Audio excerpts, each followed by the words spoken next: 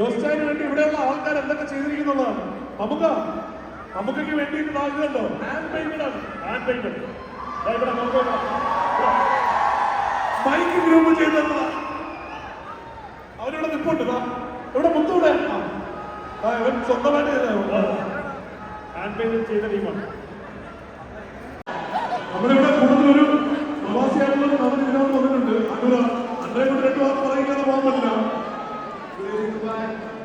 നമുക്കറിയാം, നമ്മുടെ ഒരാളാണ് ദുബായിക്കാരെ ഏറ്റവും പ്രിയപ്പെട്ട